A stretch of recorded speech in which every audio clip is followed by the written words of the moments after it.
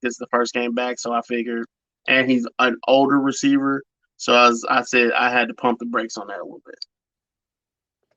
Yes, I said it's Eagles on paper should win this game heftily, but I think that it'd be a closer game than it should be with a chance of Arizona to be able to pull it out.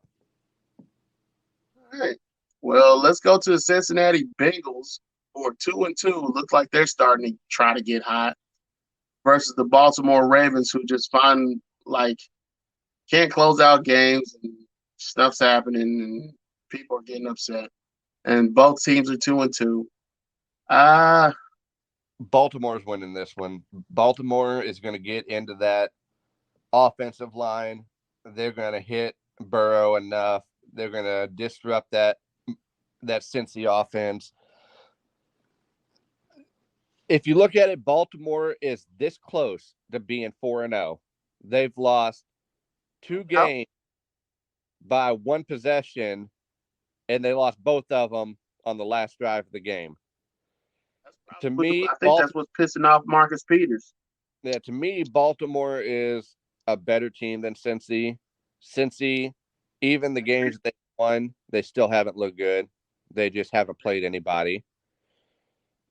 To me, this is going to be the agree on that, but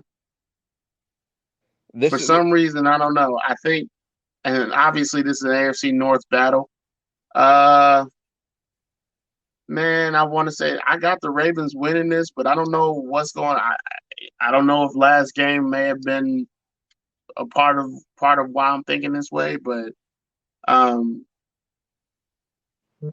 I guess I expect the Bengals to hit some sort of stride, I guess, and I'm just kind of waiting on it because I do think their offense is too talented not to hit a stride, and I do think that the Ravens have a good defense, but for some reason their defensive backfield has been a little bit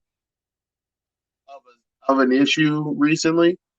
Um, so I want the Ravens to win, but for some reason I think the Bengals will win that night. But I haven't made my pick yet, so it is what it is. I'm gonna go with the Ravens on it. I think the Ravens come out pissed off after last week. I think they hit Cincy in the mouth early, and I think they take it. I think they need to make sure they come in pissed off. But anyway, that's Sunday night's game. Last game of the week, the Raiders versus the Chiefs. Chiefs are 3-1, and the Raiders are 1-3. So the wheels on the bus game. Because they go round and round. Oh man, that's gonna follow them for the rest of their time. To me, we should win this game pretty easily, and I know that their secondary has been an issue for them. I think we see Juju and MVS eat again. I think we see a heavy dose of Kelsey, but I also think that we stick to the run game. I think we have over 100 yards rushing in this game. We should win this game by 2 touchdowns. I personally see the running game, to use the words of Shaq Barrett, have a coming out party. The run game will have a coming out party in this game. I think we'll use every guy in our arsenal that's available to play, and it'll be like the Chiefs will score when they want to, but they'll also drag it out with this run game, not have to worry about putting up a bunch of passing stats unless they want to. Um, the Raiders aren't a good team. They just ain't. Yeah. And they got rid of a lot of talent over the last 5 years when you were supposed to be acquiring talent, and they didn't do what the Saints did. They didn't go out and find veterans.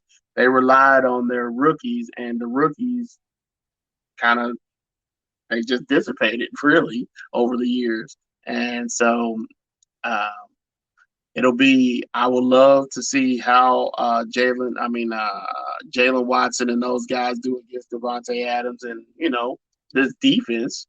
This offense, because they've got the names at receiver, but I just like to see our guys go up against vaunted names of receivers, because these type of games are what helps you later on in the season, gain your confidence and learn how to win. I think we've started to see the Chiefs use their defense more of going matchup base instead of going just keeping them all on one side and they cover who's on that side. If you saw the way Mike Right. Evans kind of eating us up in the first half, we put Snead on him and Snead locked him down. I think that we'll have Snead traveling with Devontae Adams. I think we'll have Watson or Fenton on Winfro.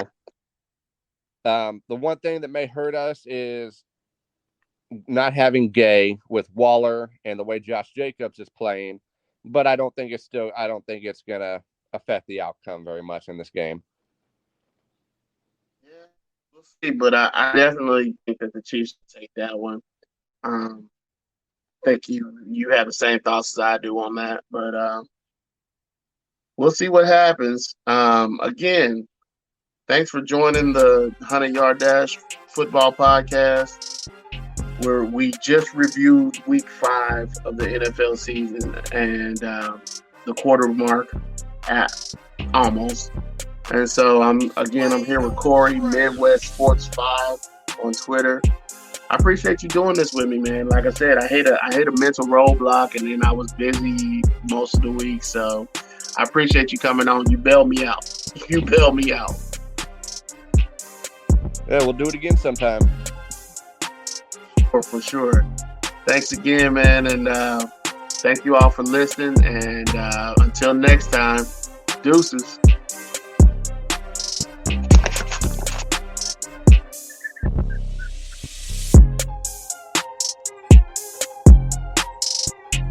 Thanks for listening. You can find this show wherever you get your podcasts. If it's not at your favorite spot, we will work to get it there. The 100 Yard Dash Podcast. Presented by Chiefs Focus.